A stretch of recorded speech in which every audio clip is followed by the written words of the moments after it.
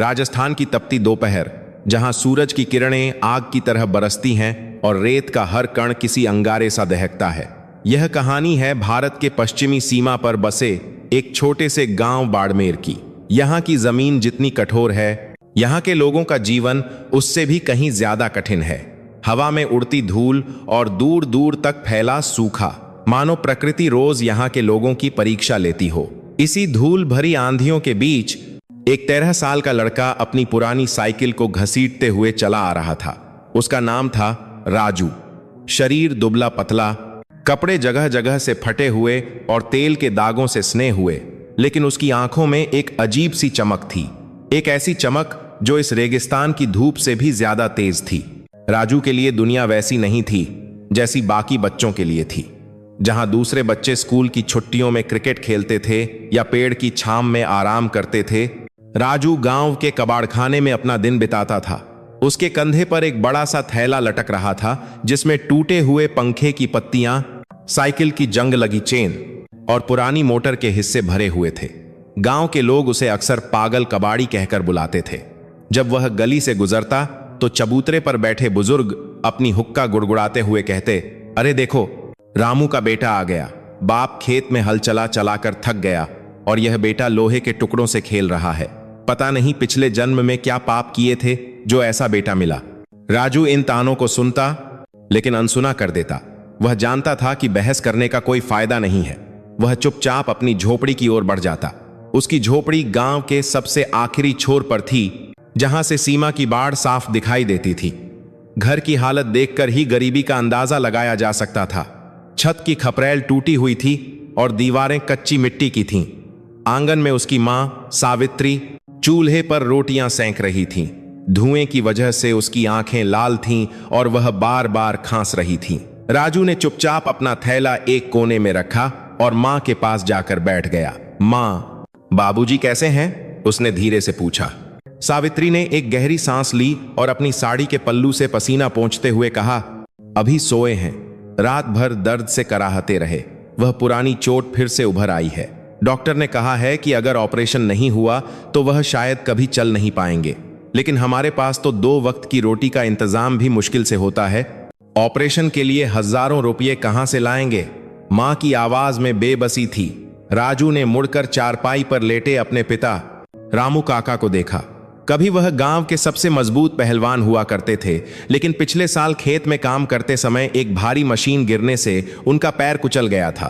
तब से घर की सारी जिम्मेदारी सावित्री और नन्हे राजू के कंधों पर आ गई थी।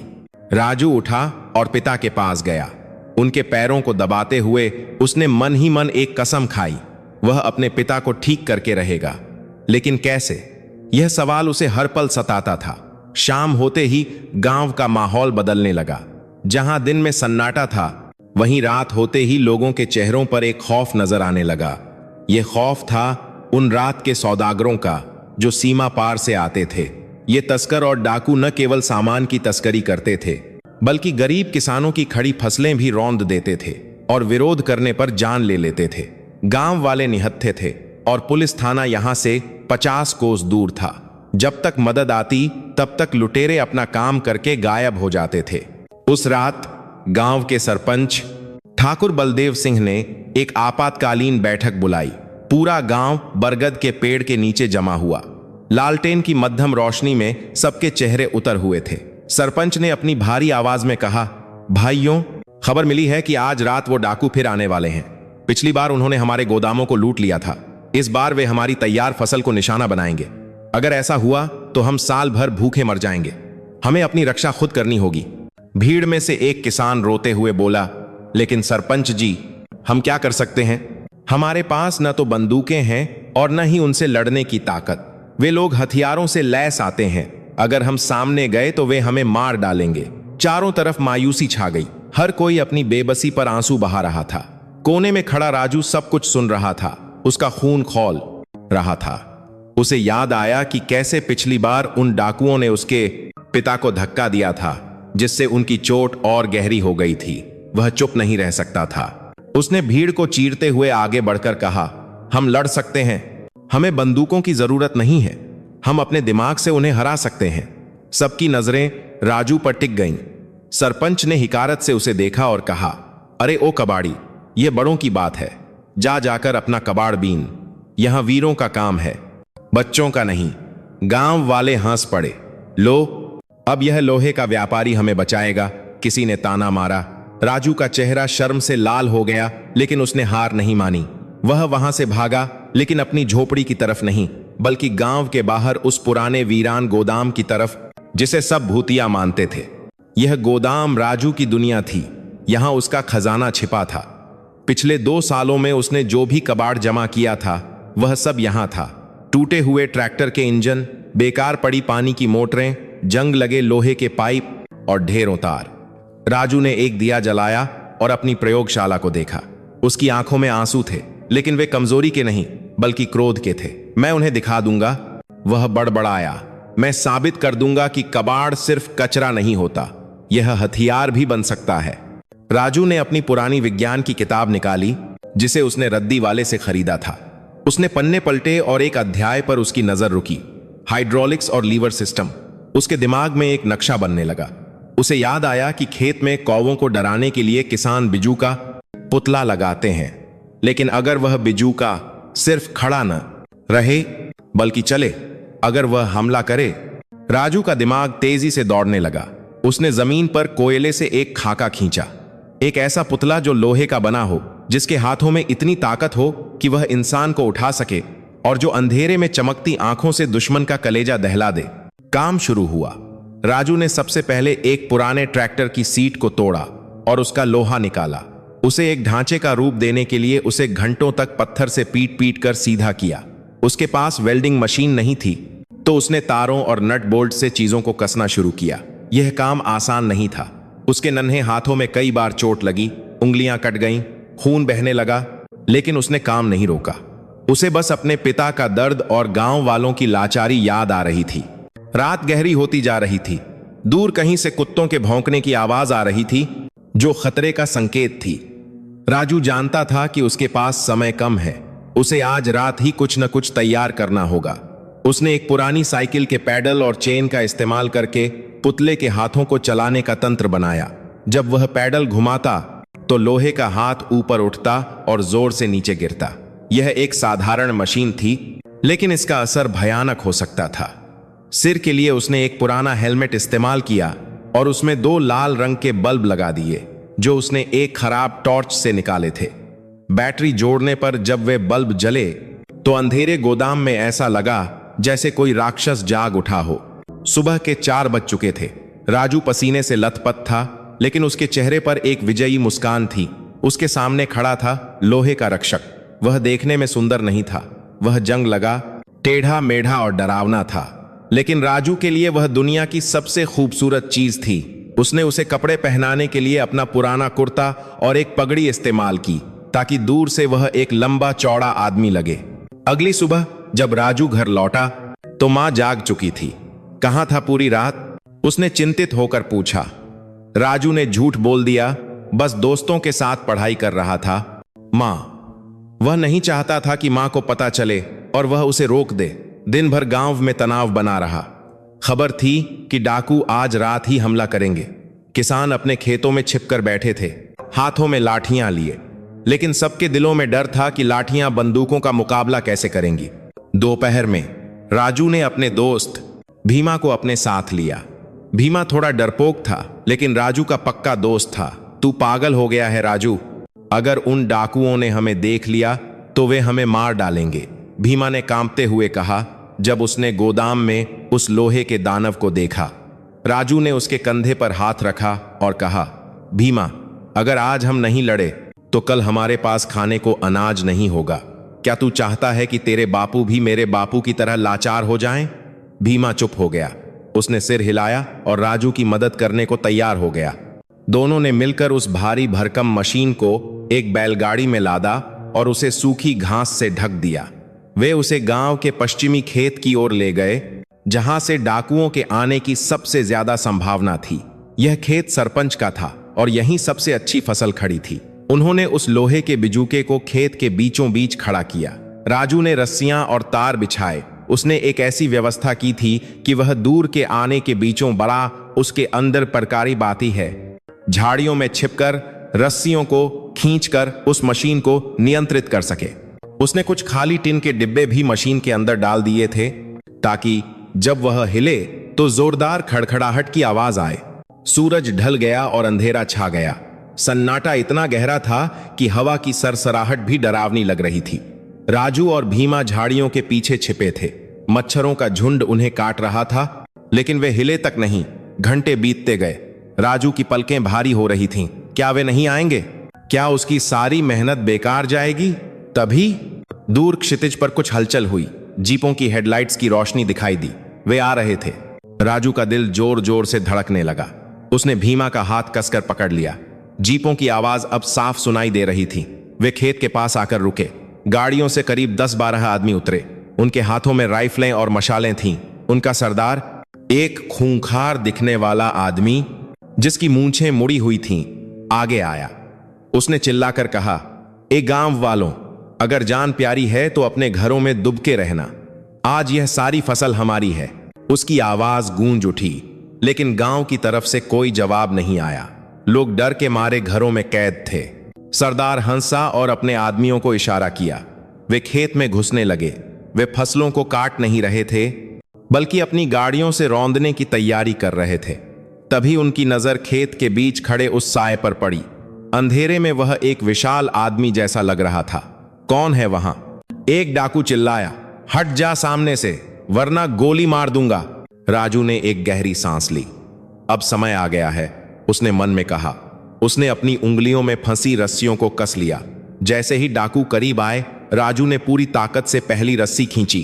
खड़ खड़ खड़ मशीन के अंदर के टिन के डिब्बे बजे। वह लोहे का पुतला अचानक हिलने लगा। डाकू चौंक गए। यह क्या बला है? एक ने पूछा। राजू ने दूसरी रस्सी खींची। बैटरी का कनेक्शन जुड़ गया और उस पुतले की लाल आंखें बल्ब जल उठीं। अंधेरे में वह दृश्य दिल दहला देने वाला था। 2 अंगारे जैसी आंखें और लोहे के टकराने की भयानक आवाज। डाकू अंधविश्वासी थे। उन्हें लगा कि ये खेत का कोई रक्षक भूत है।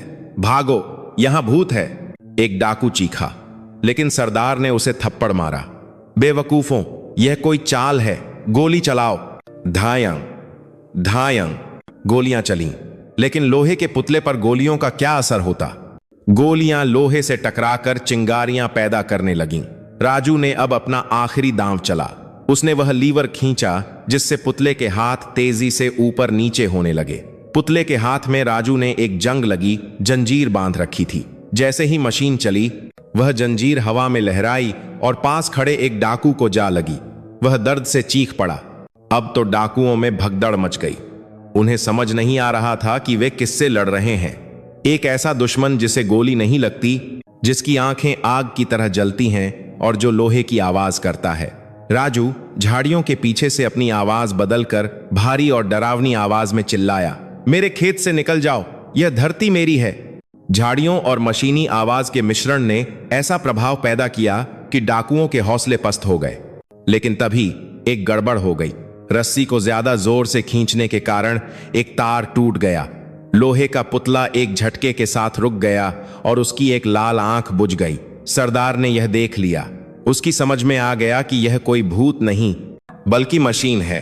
रुको, वह चिल्लाया, यह कोई भूत नहीं है, कोई हमारे साथ खेल रहा है, ढूंढो उसे। डाकू अब सतर्क हो गए। वे मशालें लेकर खेत में फैलने लगे। राजू और भीमा कांप रहे थे। वे पकड़े जाने वाले थे। भाग राजू, भाग, भीमा फुसफुसाया। लेकिन भागने का रास्ता बंद था। एक डाकू उनकी झाड़ी के पास आ रहा था। उसके कदमों की आवाज राजू के कानों में हथौड़े की तरह बज रही थी। राजू ने अपनी जेब टटोली। उसके पास सिर्फ कुछ पत्थर और एक गुलेल थी। क्या एक गुलेल राइफल का मुकाबला कर सकती है? उस डाकू ने झाड़ी हटाई और उसकी मशाल की रोशनी सीधे राजू और भीमा के चेहरों पर पड़ी। यहां छिपे हैं चूहे, वह चिल्लाया। राजू ने बिना एक पल गंवाए अपनी गुलेल से एक पत्थर मारा जो सीधे डाकू के माथे पर लगा। डाकू लड़खड़ाया और उसकी मशाल नीचे गिर गई, जिससे सूखी घास में आग लग गई। आग तेजी से फैलने लगी। आग, आग, शोर मच गया। अफरा तफरी का माहौल बन गया। आग की लपटें लोहे के पुतले के पीछे उठ रही थीं, जिससे वह और भी भयानक लग रहा था। सरदार ने राजू को देख लिया था। वह अपनी राइफल तानकर राजू की तरफ बढ़ा।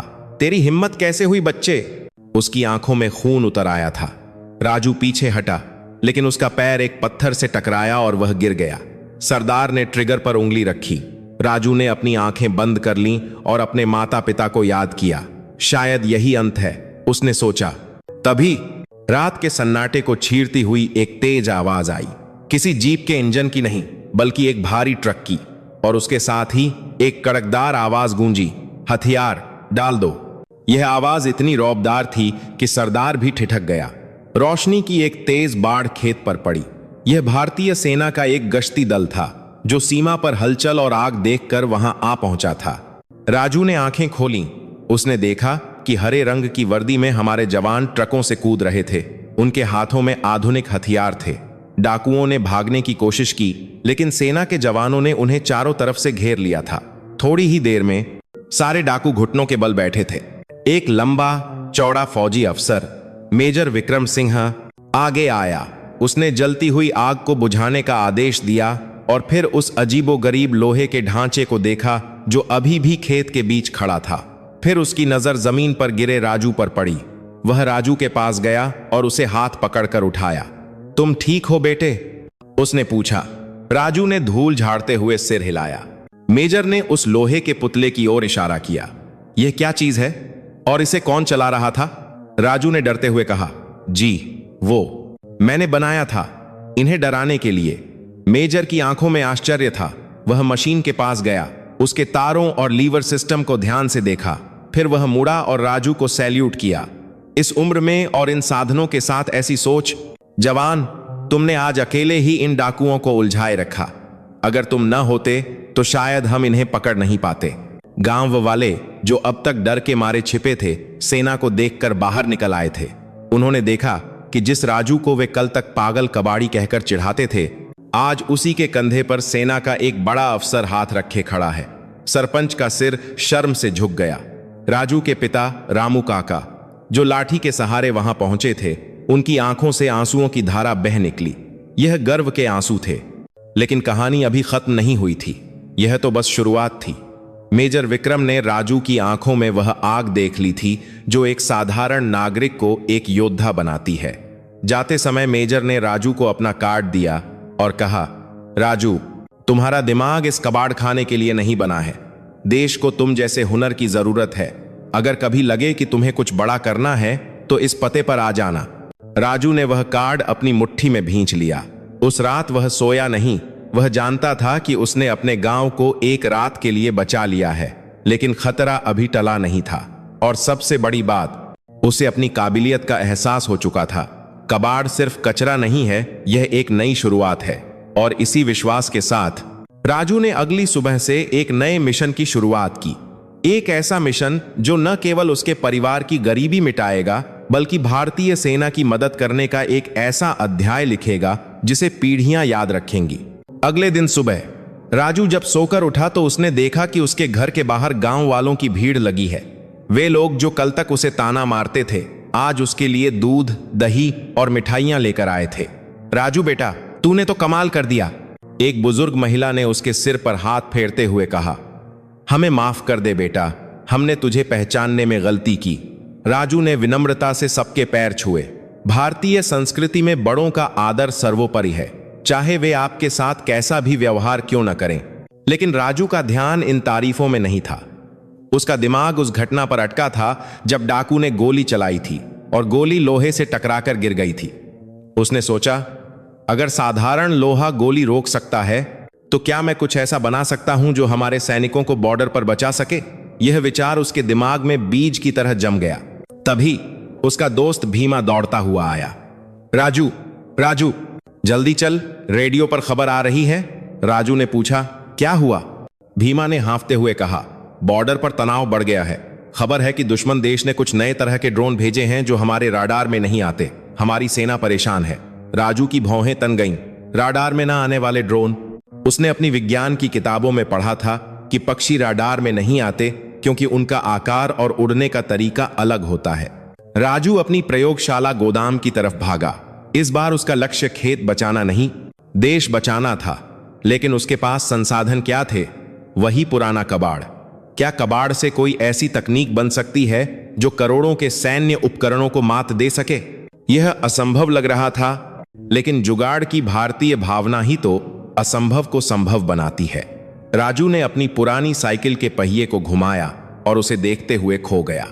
उसे नहीं पता था कि आने वाले दिनों में वह एक ऐसी चीज बनाने वाला है जो न केवल दुश्मनों के होश उड़ा देगी, बल्कि उसे देश के प्रधानमंत्री के सामने खड़ा कर देगी। लेकिन राह आसान नहीं थी। गांव के कुछ लोग अब भी जलते थे और स्थानीय कबाड़ी वाला, जो राजू को सस्ते में सामान नहीं देना चाहता था, उसके लिए मुश्किलें खड़ी करने वाला था। संघर्ष का असली मैदान अब तैयार हो रहा था। बाड़मेर की उस घटना को बीते 1 हफ्ता हो चुका था। गांव में अब भी उस रात की चर्चा थी जब एक लोहे के भूत ने डाकुओं को भगा दिया था। लेकिन राजू के लिए वह जीत अब इतिहास थी। उसका मन अब एक नई और बड़ी चुनौती में उलझा हुआ था। वह रेडियो पर सुनी उस खबर को भुला नहीं पा रहा था। दुश्मन के अदृश्य ड्रोन हमारी सीमाओं की जासूसी कर रहे हैं। राजू जानता था कि उसके पास कोई बड़ी डिग्री नहीं है, न ही उसके पास कोई प्रयोगशाला है। उसके पास सिर्फ एक चीज थी, जुगाड़ की समझ और देश के लिए कुछ करने का जुनून। वह रोज सुबह जल्दी उठ जाता और गांव के बाहर टीले पर जाकर बैठ जाता। वहां से वह आकाश में उड़ते बाजों, फाइटल एंड जू, कंपात बा, गरुड़ को देखता। वह सोचता, ये बाज इतनी ऊंचाई से जमीन पर रेंगते छोटे से चूहे को भी कैसे देख लेते हैं, जबकि हमारी आंखों को कुछ नहीं दिखता। उसने अपनी पुरानी नोटबुक निकाली और उस पर एक चित्र बनाया। एक ऐसा यंत्र जो रडार की तरह नहीं बल्कि बाज की तरह देखे। उसने सोचा, रडार तरंगे फेंकता है, लेकिन अगर ड्रोन प्लास्टिक या कार्बन का बना हो तो तरंगे वापस नहीं आती। लेकिन हर मशीन गर्मी छोड़ती है, आवाज करती है और हवा को काटती है। राजू का दिमाग बिजली की तरह दौड़ने लगा। उसे एक थर्मल सेंसर, गर्मी पहचानने वाला यंत्र और एक साउंड एम्पलीफायर, आवाज बढ़ाने वाला यंत्र की जरूरत थी। लेकिन समस्या यह थी कि ये सामान कबाड़ में आसानी से नहीं मिलते। उसे कल्लू सेठ के पास जाना होगा। कल्लू सेठ गांव का सबसे बड़ा कबाड़ी था, लेकिन वह बेहद लालची और घमंडी आदमी था। वह राजू से चिढ़ता था क्योंकि राजू कबाड़ से सोना बना रहा था, जबकि कल्लू सिर्फ कबाड़ बेचता था। दोपहर की चिलचिलाती धूप में राजू कल्लू सेठ की दुकान पर पहुंचा। दुकान के बाहर लोहे के ढेर लगे थे। कल्लू अपनी गद्दी पर बैठा बीड़ी पी रहा था। राजू को देखते ही उसने मुंह बिचकाया। अरे आ गया हमारा नन्हा वैज्ञानिक। आज क्या बनाने वाला है? चांद पर जाने वाला रॉकेट? कल्लू और उसके चमचे हंस पड़े। राजू ने उनकी हंसी को नजरअंदाज किया और सीधा अपनी बात पर आया। काका, मुझे एक पुराना माइक्रोवेव ओवन का हिस्सा और एक डिश एंटीना चाहिए। कल्लू की आंखें चमकीं। वह जानता था कि राजू को जब किसी चीज की जरूरत होती है तो वह उसके लिए कुछ भी कर सकता है। माइक्रोवेव? अरे वो तो बहुत महंगा आता है। तेरे पास है पैसा? कल्लू ने धूर्तता से पूछा। राजू ने अपनी जेब टटोली। उसके पास सिर्फ कुछ सिक्के थे जो उसने बकरियां चराकर कमाए थे। मेरे पास 50 रुपये हैं काका, राजू ने धीरे से कहा। कल्लू जोर से हंसा। 50 रुपये? 50 रुपये में तो उस माइक्रोवेव का हैंडल भी नहीं मिलेगा। भाग यहां से, यहां कोई खैरात नहीं बंट रही। राजू का दिल बैठ गया। उसे वह सामान चाहिए ही था। उसके बिना उसका एंटी ड्रोन सिस्टम नहीं बन सकता था। उसने कल्लू के पैर पकड़ लिए। काका प्लीज दे दो, ये मेरे लिए नहीं, हमारे देश के लिए है। मैं फौज की मदद करना चाहता हूं। कल्लू ने अपना पैर झटक दिया। देशभक्ति का भाषण मुझे मत दे, धंधा धंधा होता है। अगर सामान चाहिए तो पैसे ला या फिर कोई कीमती चीज गिरवी रख। राजू की नजर अपनी कलाई पर गई। वहां एक पुरानी घिसी हुई घड़ी बंधी थी। यह उसके दादाजी की निशानी थी। जब दादाजी गुजरे थे तो उन्होंने यह घड़ी राजू को दी थी और कहा था, बेटा यह घड़ी वक्त बताती है, लेकिन इंसान का वक्त उसकी मेहनत बदलती है। यह घड़ी राजू की सबसे कीमती संपत्ति थी। उसकी आंखों में आंसू आ गए, लेकिन उसने घड़ी खोली और कल्लू के सामने रख दी। ये ले लो काका, ये बहुत पुरानी है, असली पीतल की है। कल्लू ने घड़ी उठाई, उसे दांतों से परखा और एक कुटिल मुस्कान के साथ कहा, ठीक है, ले जा वो कचरा। वैसे भी वह कबाड़ पड़ा जगह घेर रहा था। राजू ने वह घड़ी आखिरी बार देखी और फिर अपना सामान लेकर वहां से दौड़ पड़ा। उसे दुख था, लेकिन उसका संकल्प उस दुख से कहीं बड़ा था। घर लौटकर राजू ने काम शुरू किया। उसने डिश एंटीना को साफ किया और उसे एक स्टैंड पर लगाया। माइक्रोवेव से उसने मैग्नेट्रॉन निकाला। यह वही हिस्सा है जो तरंगें पैदा करता है। राजू का प्लान खतरनाक था। वह चाहता था कि उसका यंत्र न केवल ड्रोन को देखिए बल्कि एक तेज इलेक्ट्रोमैग्नेटिक पल्स फेंक कर उसे जाम भी कर दे। लेकिन यह काम आसान नहीं था। बिजली का कनेक्शन जोड़ने के लिए उसे तारों का एक जटिल जाल बनाना था। एक छोटी सी गलती और पूरा यंत्र ब्लास्ट हो सकता था। राजू ने अपने पिता की पुरानी साइकिल को एक जनरेटर में बदल दिया। जब कोई साइकिल चलाएगा तो डायनेमो घूमेगा और बिजली पैदा होगी जो यंत्र को चार्ज करेगी। दिन बीतते गए। राजू के हाथों में छाले पड़ गए, आंखें नींद के लिए तरस गईं, लेकिन वह रुका नहीं। गांव के कुछ लड़के जो पहले उसे चिढ़ाते थे अब उसकी लगन देखकर चुप थे।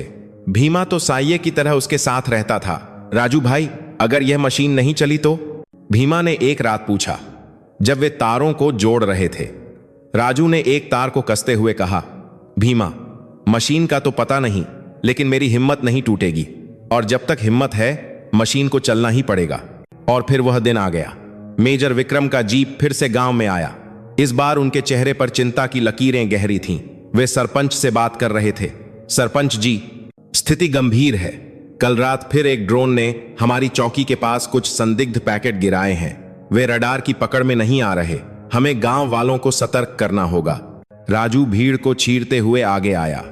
उसके कपड़े धूल से सने थे और बाल बिखरे हुए थे।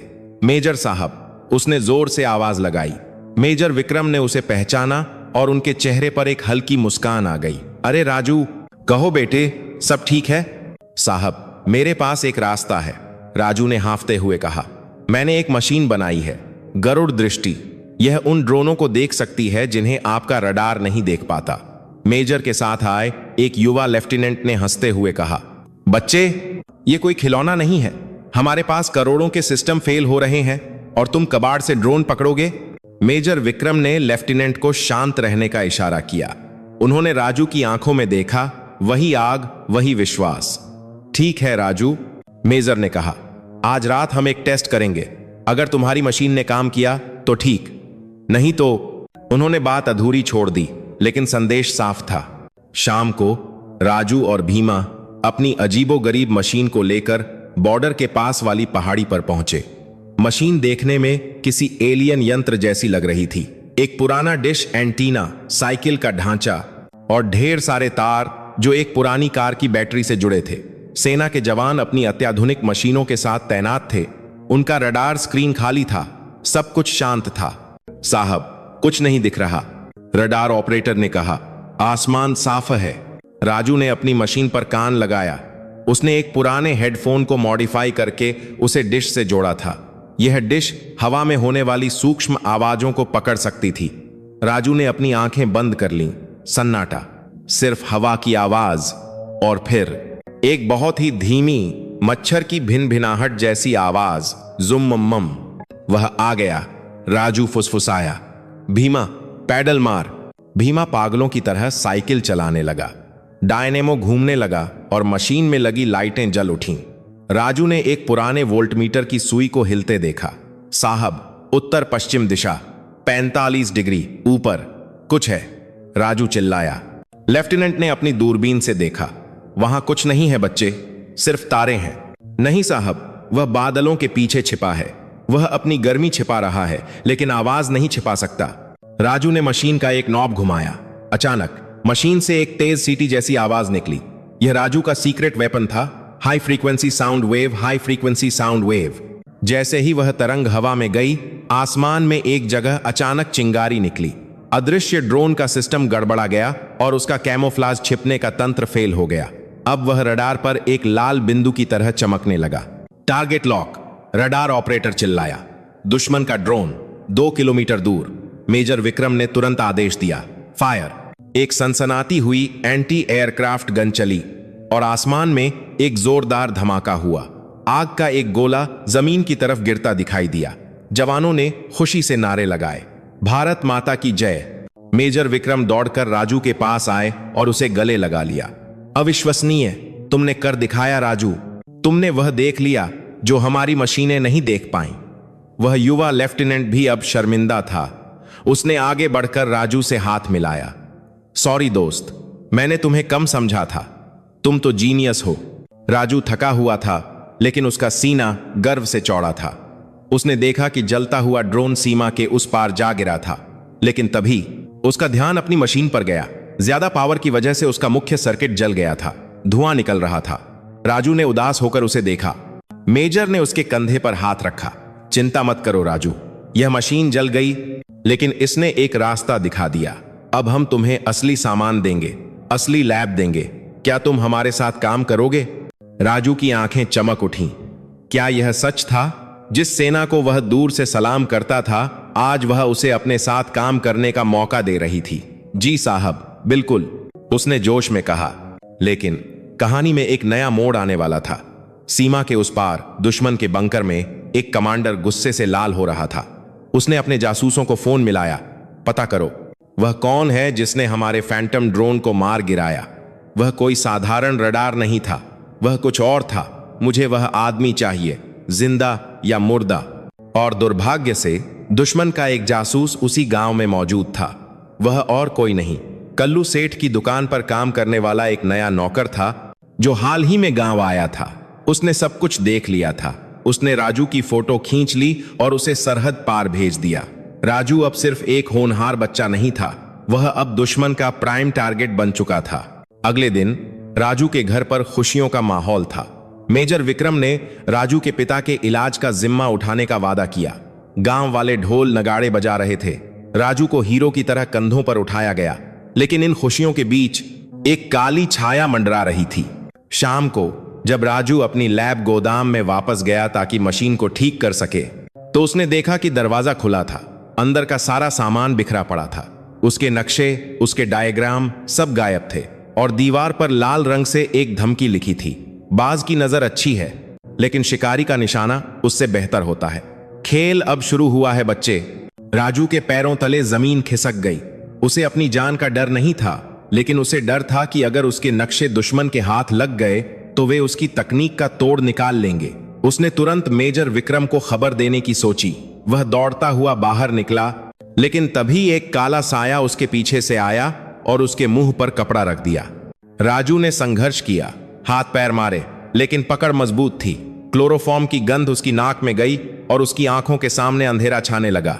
आखिरी चीज जो उसे याद थी वह थी उसकी मां की आवाज जो उसे खाने के लिए बुला रही थी। और फिर सब कुछ शांत हो गया। जब राजू की आंख खुली तो वह अपने गांव में नहीं था। वह एक अंधेरे कमरे में था। हाथ पैर बंधे हुए थे और उसके सामने बैठा था एक अजनबी आदमी जिसके चेहरे पर एक गहरा घाव था।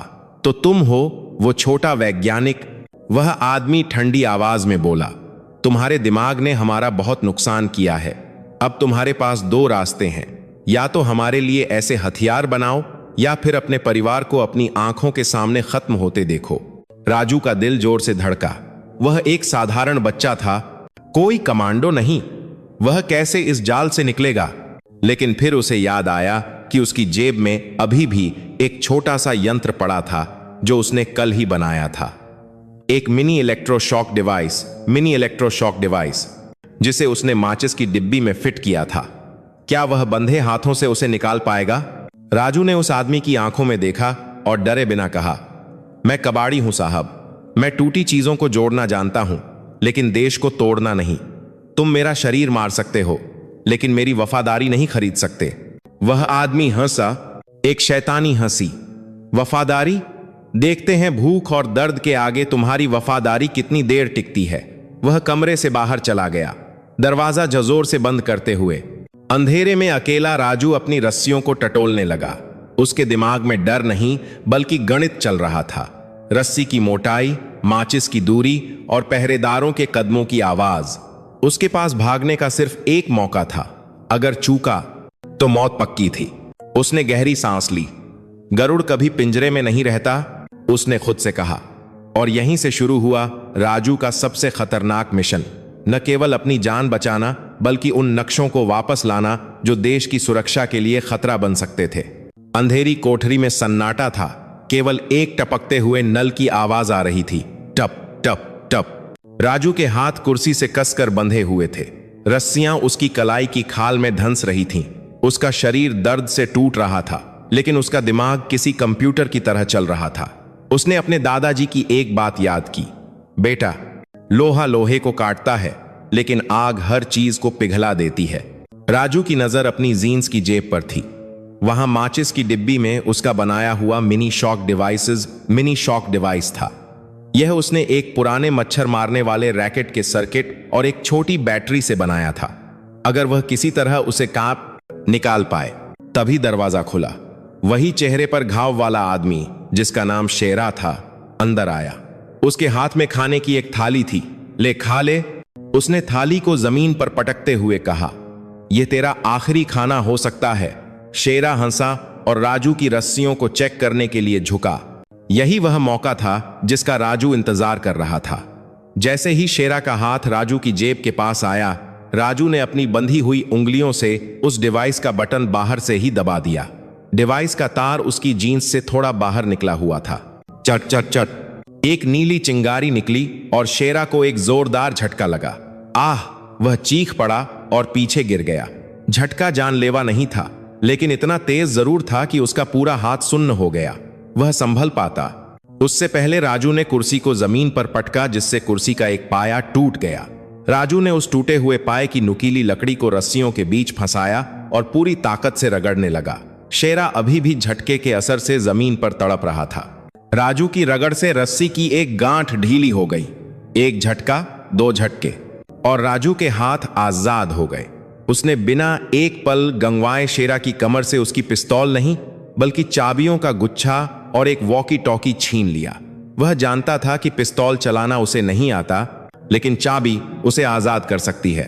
राजू कोठरी से बाहर निकला और दरवाजा बाहर से लॉक कर दिया। अब शेरा अंदर था और राजू बाहर। वह एक लंबे गलियारे में था। दीवारों पर लगी पुरानी मशीनों को देखकर उसे समझ आ गया कि यह कोई पुरानी कपड़ा मिल है जो सालों से बंद पड़ी है। हवा में रसायनों और धूल की गंध थी। तभी वॉकी टॉकी पर आवाज आई, शेरा, क्या हुआ? वह लड़का अभी भी बेहोश है ना? यह उनके बॉस की आवाज थी। राजू ने अपनी आवाज भारी की और शेरा की तरह बोलने की कोशिश की। हाँ बॉस, सब ठीक है। ठीक है, हम 10 मिनट में आ रहे हैं। उस लड़के को लैब में ले आओ। हमें उसके दिमाग का स्कैन चाहिए, बॉस ने आदेश दिया। राजू का दिल धक से रह गया। 10 मिनट, सिर्फ 10 मिनट थे उसके पास। भागने का कोई रास्ता नहीं दिख रहा था, क्योंकि मुख्य दरवाजे पर पहरेदार थे। अगर भाग नहीं सकता तो लड़ना होगा, राजू ने सोचा। उसने मिलके चारों तरफ नजर दौड़ाई। यहां लोहे के पाइप, पुराने ड्रम, बिजली के तार और कुछ रसायन पड़े थे। यह उसके लिए कबाड़ खाना नहीं, बल्कि हथियारों का गोदाम था। राजू केमिकल रूम की तरफ भागा। वहां फर्श पर ब्लीचिंग पाउडर और अमोनिया की बोतलें पड़ी थीं। राजू को विज्ञान की क्लास याद आ गई। उसने जल्दी से एक बाल्टी में दोनों रसायनों को मिलाया नहीं, बल्कि एक ऐसा इंतजाम किया कि जब कोई दरवाजा खोले तो दोनों रसायन आपस में मिल जाएं। इसे कहते हैं क्लोरामीन गैस का फंदा, जिससे आंखों में जलन और सांस लेना मुश्किल हो जाता है। फिर वह मशीन रूम में गया। वहां उसने देखा कि फर्श पर पानी फैला हुआ है। उसने मुख्य बिजली के बोर्ड को खोला।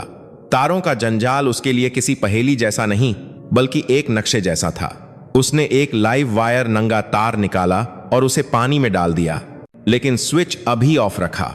उसने स्विच को दरवाजे के हैंडल से एक धागे के जरिए जोड़ दिया। समय बीत रहा था। 8 मिनट, 5 मिनट। तभी बाहर गाड़ियों की आवाज आई। दुश्मनों का पूरा गिरोह आ गया था। राजू एक ऊंची मचान पर चढ़ गया, जहां से वह सब कुछ देख सकता था। उसके पास अब उसका सबसे खतरनाक हथियार था, देसी मिर्ची बम। उसने रसोई घर पैंट्री से लाल मिर्च पाउडर का एक बड़ा डिब्बा ढूंढा था और उसे एक पुराने टेबल फैन पंखे के सामने रख दिया था। नीचे हॉल में दुश्मनों का बॉस, जिसका नाम कोबरा था, अपने 4 आदमियों के साथ दाखिल हुआ। शेरा कहां है? उसने चिल्लाया। सन्नाटा था। कोबरा को कुछ गड़बड़ लगी। ढूंढो उसे और उस लड़के को भी। 2 आदमी उस कोठरी की तरफ बढ़े जहां शेरा बंद था। जैसे ही उन्होंने दरवाजा खोला, राजू ने मचान से एक पत्थर फेंका जो सीधे उस बाल्टी पर लगा जिसे उसने दरवाजे के ऊपर टिकाया था।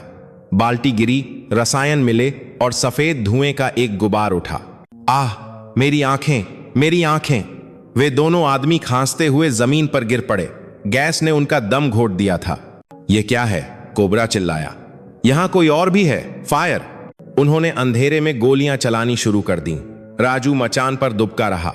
अब बारी थी दूसरे जाल की। कोबरा का एक खास आदमी जो मशीन गन लिए हुए था उस गीले फर्श की तरफ बढ़ा। इधर आओ, शायद वह मशीनों के पीछे है, वह बोला। जैसे ही उसने गीले फर्श पर कदम रखा, उसका पैर उस धागे से टकराया। खट! स्विच ऑन हो गया। जोर्रर्रर्रर 440 वोल्ट का करंट पानी में दौड़ गया। वह आदमी उफ भी नहीं कर पाया और करंट के झटके से नाचने लगा। कुछ ही सेकंड में वह बेहोश होकर गिर पड़ा। कोबरा घबरा गया। उसके 3 बेहतरीन आदमी बिना किसी लड़ाई के ढेर हो गए थे। बाहर निकलो चूहे, सामने आ! कोबरा ने दहाड़ा। राजू मचान पर खड़ा हो गया। उसने अपनी जेब से माचिस निकाली और उस पंखे का स्विच ऑन कर दिया। पंखा चला और उसके सामने रखा किलो भर लाल मिर्च पाउडर हवा में उड़ने लगा। लाल रंग का एक बादल कोबरा और उसके बचे हुए साथी की तरफ बढ़ा।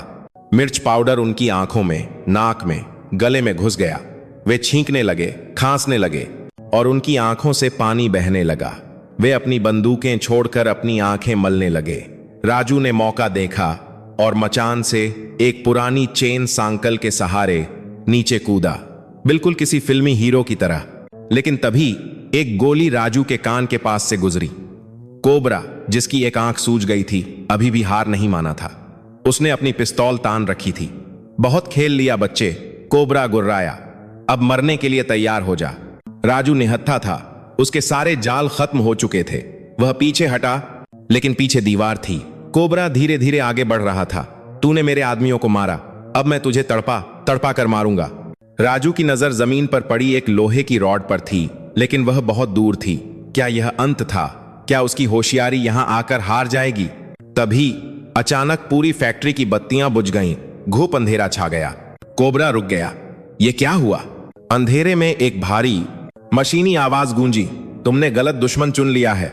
यह आवाज राजू की नहीं थी। राजू ने देखा कि एक कोने में रखा उसका अधूरा प्रोजेक्ट हिल रहा था। यह वह रोबोटिक हाथ था जिसे दुश्मन उसके घर से उठा लाए थे और यहां फेंक दिया था। राजू ने भागते समय चुपके से उसे मिल्की मेन पावर उन्हीं, यह उनको काम करेंगे, लाइन से जोड़ दिया था। अंधेरे में राजू रेंगता हुआ उस कंट्रोल पैनल के पास पहुंचा जिसे उसने पहले ही हैक कर लिया था। उसने एक बटन दबाया। एक तेज सायरन बजा। वू वू वू वू वू। यह मिल का पुराना फायर अलार्म था। आवाज इतनी तेज थी कि कोबरा और उसका साथी अपने कान पकड़कर बैठ गए। इसी बीच मिल के बाहर एक और नाटक चल रहा था। मेजर विक्रम और उनकी टीम ने जंगल में पड़ी उन गाड़ियों के टायरों के निशान देख लिए थे। वे फैक्ट्री के बाहर पहुंच चुके थे, लेकिन फैक्ट्री एक किले की तरह थी। लोहे के मजबूत दरवाजे बंद थे। मेजर विक्रम ने अपनी टीम को इशारा किया, दरवाजा तोड़ो, लेकिन दरवाजा बहुत मजबूत था। तभी उन्होंने देखा कि फैक्ट्री की छत पर लगी चिमनी से अलग अलग रंग का धुआं निकल रहा है, कभी काला, कभी सफेद। मेजर विक्रम, जो पुराने सिपाही थे, तुरंत समझ गए, यह मोर्स कोड है। मेजर चिल्लाए, लंबा धुआं, छोटा धुआं, डैश डॉट डैश। इसका मतलब है KOK, नॉक आउट किंग्स। यह एक पुरानी मिलिट्री कोड भाषा थी जिसका मतलब था दुश्मन अंदर फंसा है, राजू ने हमें सिग्नल दिया है।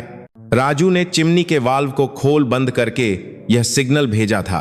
वह जानता था कि अगर सेना बाहर है तो उन्हें पता होना चाहिए कि अंदर क्या हो रहा है। फैक्ट्री के अंदर कोबरा अब पागल हो चुका था। वह अंधाधुंध गोलियां चला रहा था। एक गोली राजू के हाथ को छूती हुई निकल गई। खून बहने लगा। दर्द की एक लहर उठी, लेकिन राजू ने उफर नहीं की। उसने एक भारी लोहे की चेन उठाई और अंधेरे का फायदा उठाकर कोबरा के पैरों की तरफ फेंका। चेन कोबरा के पैरों में उलझ गई और वह मुंह के बल गिरा। उसकी पिस्तौल दूर जा गिरी। राजू ने दौड़कर पिस्तौल उठा ली। कोबरा ने सिर उठाया और देखा कि एक 13 साल का लड़का, जिसके कपड़े फटे हैं और हाथ से खून बह रहा है, उस पर बंदूक ताने खड़ा है। कोबरा हंसा, तू गोली नहीं चला सकता बच्चे, तेरे हाथ कांप रहे हैं। राजू के हाथ सचमुच कांप रहे थे। उसने कभी किसी पर बंदूक नहीं चलाई थी। वह तो एक बनाने वाला था, मिटाने वाला नहीं। शायद तुम सही कह रहे हो, राजू ने कहा, मैं जान नहीं ले सकता। कोबरा के चेहरे पर जीत की मुस्कान आई। वह उठने लगा, लेकिन राजू ने बंदूक की नाल घुमा दी और ऊपर छत पर लगे एक बड़े पानी के टैंक के वाल्व पर गोली चला दी। धाया, वाल्व टूटा और हजारों लीटर पानी का एक तेज धारा जेट सीधे कोबरा के ऊपर गिरा। पानी का दबाव इतना तेज था कि कोबरा किसी तिनके की तरह बह गया और दीवार से जा टकराया। वह बेहोश हो गया। तभी फैक्ट्री का मुख्य दरवाजा एक जोरदार धमाके के साथ टूटा। धूल और मलबे के बीच से भारतीय सेना के कमांडो अंदर दाखिल हुए। हैंड्स अप, उनकी आवाज गूंजी। मेजर विक्रम सबसे आगे थे। उन्होंने देखा कि फर्श पर दुश्मन बेहोश पड़े हैं, कोई करंट से, कोई मिर्च पाउडर से, और उनका बॉस पानी में डूबा हुआ। और इन सब के बीच एक खंभे के सहारे खड़ा था राजू, जो अब शायद खड़ा भी नहीं हो पा रहा था। मेजर विक्रम दौड़कर उसके पास गए। राजू ने उन्हें देखा और एक फीकी मुस्कान के साथ कहा, सर, मैंने आपके लिए पार्सल तैयार कर दिया है, बस स्टैंप लगाना बाकी था। और यह कहते ही राजू बेहोश होकर मेजर की बाहों में गिर गया। गांव में खबर आग की तरह फैल गई। राजू मिल गया। राजू ने अकेले पूरी गैंग को हरा दिया। सावित्री और रामू काका अस्पताल के बाहर खड़े थे, जहां राजू को ले जाया गया था। पूरा गांव वहां जमा था। कल्लू सेठ भी वहां था, सिर झुकाए हुए।